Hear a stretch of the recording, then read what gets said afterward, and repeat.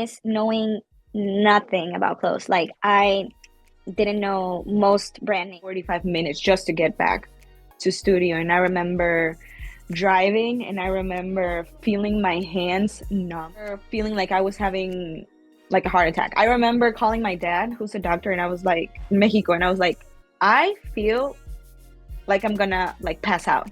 Going to the bathroom and locking myself in there and crying because I was so stressed. And I was like, some days we would have 100 extras that we needed to get clothes ready for. Some days we had like a big Grammys party, for example, or like some big like gala event. So we needed like bigger garments and bigger clothes. And would open.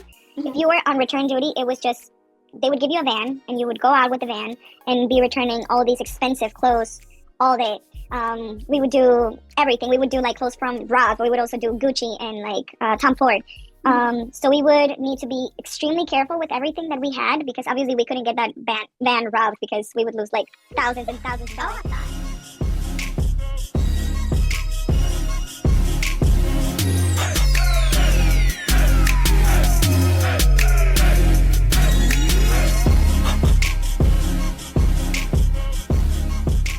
It's me, AMARIJASZ, and welcome back to my YouTube channel. In today's video, I have my very first special guest, Jan Diaz from Empire Costume Design in the PA department. She's going to be here talking about her experience outside of Empire, and everything else. So, as always, don't forget to like, comment, and subscribe, turn on those post notifications, and let's get into it.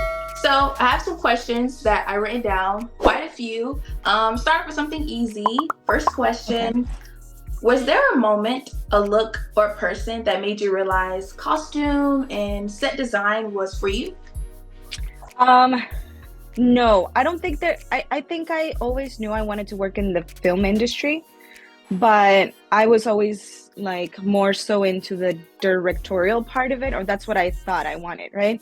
Yeah. And then eventually when I landed a position in the costumes department, I kind of was like, okay, you know what? I like the visual part more so than the narrative part, which also, like, you know, costumes and art also are tied to the narrative part. I feel like I realized it once I was in it. Okay. All right.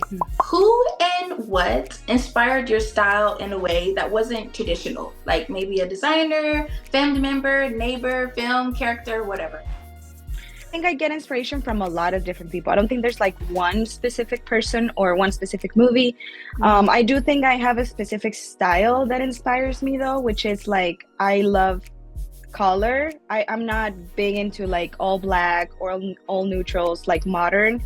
I personally like more like colorful, leaning towards feminine aesthetic. Okay. So that's what I think inspires me the most. Alrighty. Okay, in what ways did you have to create your own lane, especially, I guess, as a creative in a space that doesn't always make room? So it depends. In big productions, kind of like Empire and other shows that I've worked in, I've been more so in the following instructions part of the scale of like authority and decision making. But in my own projects, obviously it's a lot different, right? Like when you're in charge, you have this creative freedom to kind of like go in different directions, obviously as long as the director and the people involved in the project are all on the same page. Yeah. But working in Empire and other shows, I feel like was great for me to learn how to follow instructions and trust everyone else's vision. Yeah. You know, and just help that vision come to life instead of maybe suggesting my own ideas or my own vision. Yeah. Think about your journey that people maybe romanticize, but in reality is hard as hell. I think all of it, to be honest. I always assumed that the film industry was like such a fun place to be, and it can be, and it is.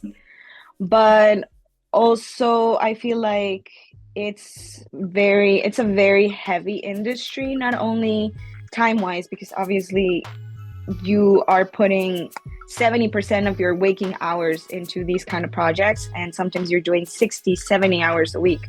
But more than that, I think it's also very challenging because you're always working with people. It's not like a one-person job.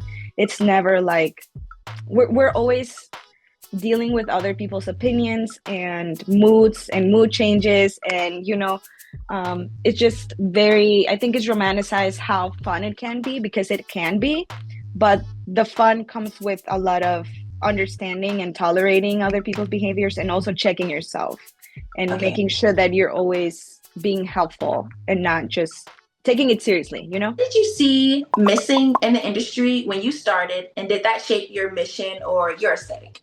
I guess for me, like the reason why I started my YouTube channel was I didn't see any other like black girls talking about fashion besides just like doing hauls and like little vlogs and stuff like that. So I guess for you, when you were like pursuing working in like film and costume design, where did you feel like was missing?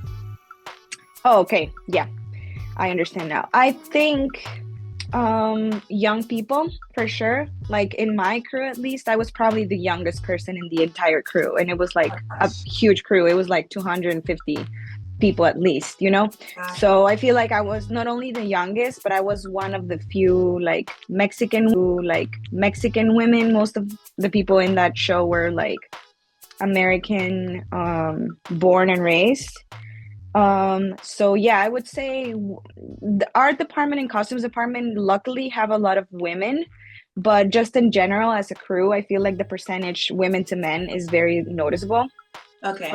So yeah, I would say like younger people that related to me, because I often felt like I wasn't experienced enough to be in those spaces. So What was the bold decision you made in your creative journey that scared you but changed everything? Well, moving to the US was the biggest choice I've ever made, because back in the day, like this was 10 years ago, there wasn't a huge film industry in my country, which is Mexico. Now there is, with Netflix going over there. But before that, it was more so like soap operas that were happening. So I think taking the chance and like saying, like dropping everything and trusting my gut in terms of, like if you want to make it in certain industries, like creative ones, you kind of have to force yourself and put yourself out there in places and spaces where things are happening. Otherwise, unless you're willing to create your own industry in the place that you're at, which I think is doable, although hard, I think it's important to put yourself in places, because it's also an industry where you can just apply a mind. You kind of have to know someone or figure out how to create a space for you to take a step in it. Okay. All right, so now we're gonna get into Empire. I know you said it was like 6 years ago, but let's just get into it. First question. When you first stepped onto the Empire set, what was the energy like, and how did it shift like as the seasons went on? So I was there for the last season. So I was there after the show had suffered like a very public scandal. So there was definitely a lot of tension with everyone, because everyone was trying to figure out how the show was going to end, right? They wanted it to end on a happy note, sort of, or like in a good place. So there was a lot of tension. And also I feel like when I went into the show, most people that were part of the crew had been there for multiple seasons. So I was the new person, and I was trying to adapt and kind of get to know everyone quickly, because everyone already knew each other. So I would say it was chaotic, it was busy, but it was very exciting, because also that was my first job in the industry ever. So obviously going into it without having maybe like indie production experience beforehand was very shocking for me, because I had never seen stages like that, or like sets that big, or budgets that big, so I think that's how I would describe it. Okay. And what did a typical day look like for you on set during an Empire shoot? And what part of that, like how long basically did it take for you to like get in the groove, pretty much? Oh my God. This is a great question. I feel like, so I was in this show from June till I want to say November, because then they went on like a Thanksgiving break, and then 2020 was a pandemic, so whole mess. But I was there for like 4 to 5 months. And to be honest, I feel like I didn't get the groove of it at the end, because every day looks so different, there's always new things to do, because you're working with like a narrative based work schedule. Every day can look very different. Like some days we would have 100 extras, that we needed to get clothes ready for. Some days we had like a big Grammys party, for example, or like some big like gala event. So we needed like bigger garments and bigger clothes and like heavier clothes and delicate clothes. So every day looked very different. So I feel like 4 5 months wasn't enough for me to get a hold of it. So my everyday schedule was waking up like around 5:30 a.m., Oh my getting God. ready, and then we worked with the costume designer in Empire when I was in it. His name is Paolo. He did some of the Sex in the City stuff, so he was obviously very good at his job, but he was also very demanding, which was fun for me to walk into because I felt like I was in Devil Wears Prada movie a little bit. Oh He my was really gosh. nice. He was super nice. But what I mean is it was very demanding, right? So I had to, depending on the day, we would have to go buy his coffee and then go back to office and get the office ready because there was a lot of fittings going on every single day. Then go through the schedule of the day, seeing how many people we were fitting.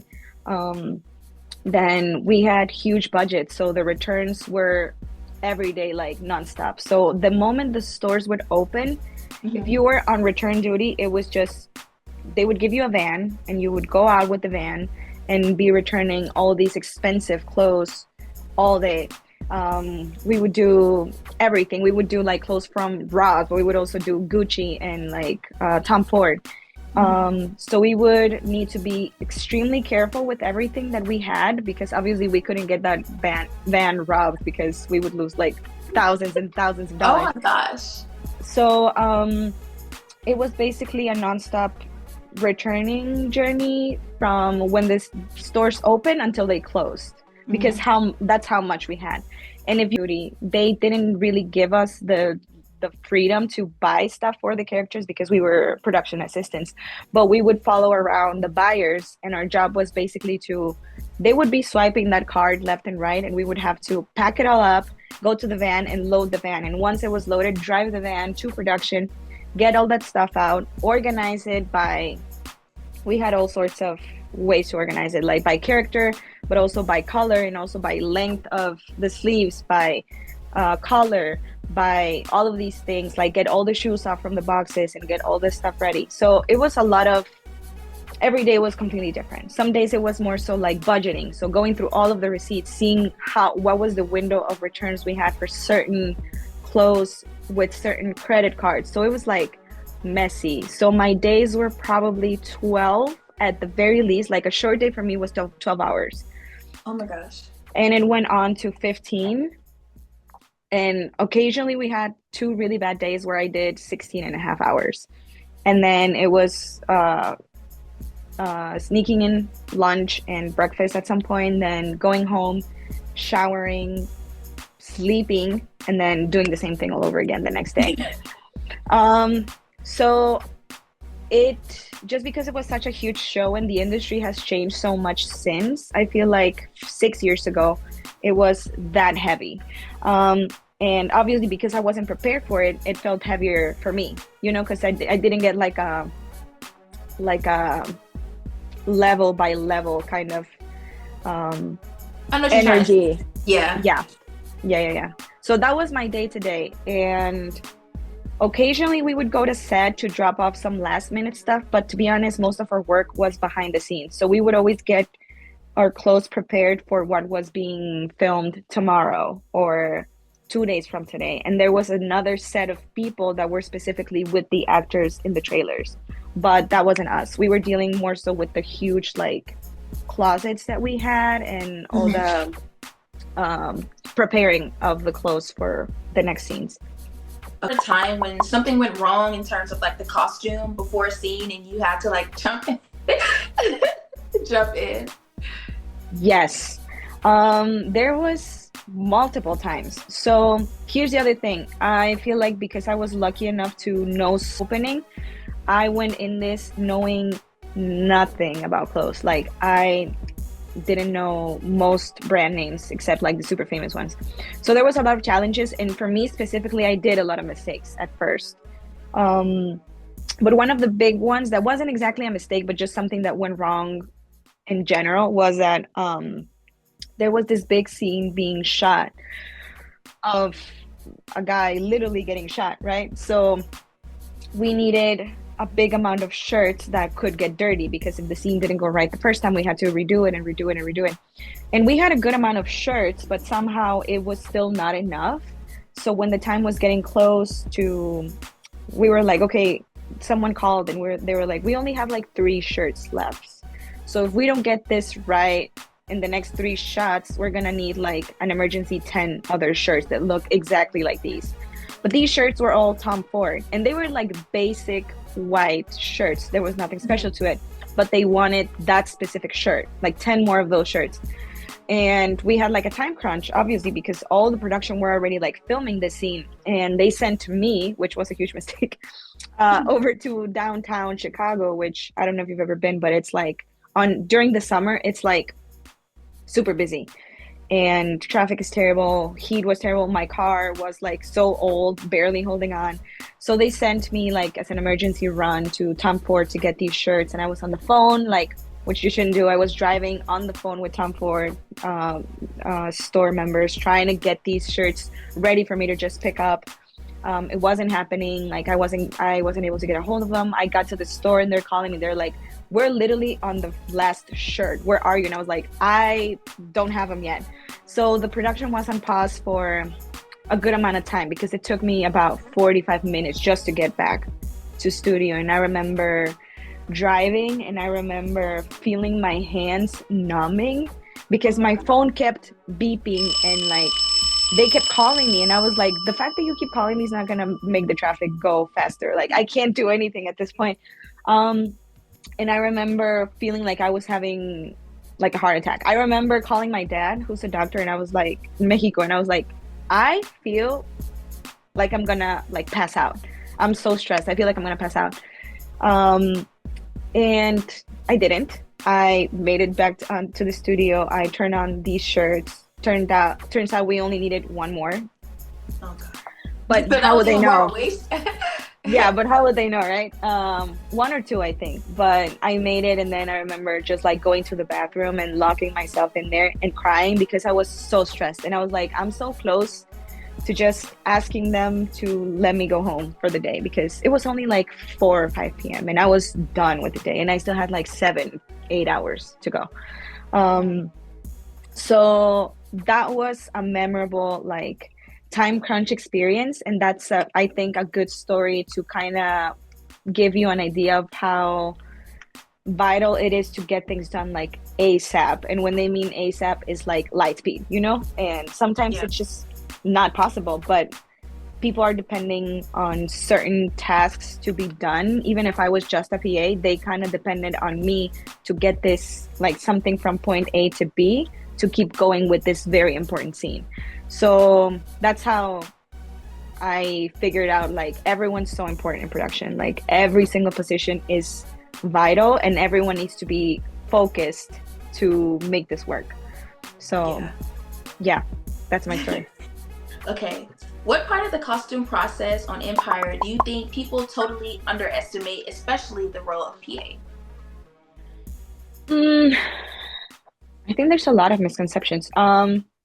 Well, I do think it's important for everyone that's trying to jump into an industry like this to have a clear understanding of what department they want to be in. And if you want to be in costumes, just try to really like educate yourself in as much as you can. Like when I got into Empire, I hadn't even watched the show. So I didn't even, I was like, I'm not going to have time to binge 5 seasons, But I would say if you can, trying to just get in the right track to study what department you're going into. Like if you like art department, trying to watch behind the scenes of how they build these sets, trying to learn the terms for it, trying to learn like basic skills that you need. So for example, for me, for costumes, it would have been helpful for me to know how to I don't know, like how to sew like minimum things. It would have been helpful for me to be like a lot more organized than I was at the time, because I was only like 24, So I think one of the best things you can do for costumes PA is just be extra attentive and offer to do more of other positions. So for example, if you happen to have one day where it's like super slow, which rarely happens, but if you do, just trying to go with the buyers, you know, and trying to offer to shadow them, trying to go with the seamstress and help, suggest to shadow her too, or whatever position you're trying to go get into, just trying to really in your downtime learn about it to make sure that you're going up and not staying in one position.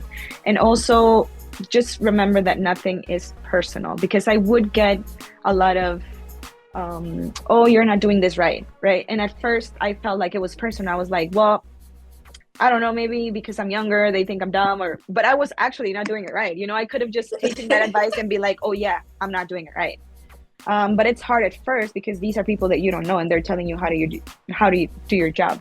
So just take any advice. If someone's mad or in a bad mood, it's 8 times out of 10 it's not personal, it's just the industry. So those are my 3 pieces of advice, I guess. Like, educate yourself, follow other people around, and learn.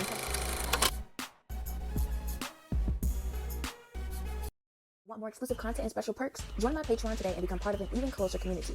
For just $4.99, my bronze members get a special Bronze Kiss badge, 2 live videos a week, early access to my new videos, and exclusive discounts on my merch. That's 65% off. Upgrade to Silver for $9.99 and get member shoutouts, 4 exclusive videos every month, custom wallpapers, and exclusive GIFs and emojis to use in your live streams. Gold members, you get a custom emojis to use during videos and streams, plus a free birthday gift. Show off that Gold Kiss badge and style. Feeling extra? Go Platinum for $19.99 and be subscriber of the month with shoutouts, a video of your choice posted, and a free gift with every new launch of merch. So what are you waiting for? Pick your level and join my Patreon today for exclusive perks and all the behind the scenes fun. Can't wait to see you there.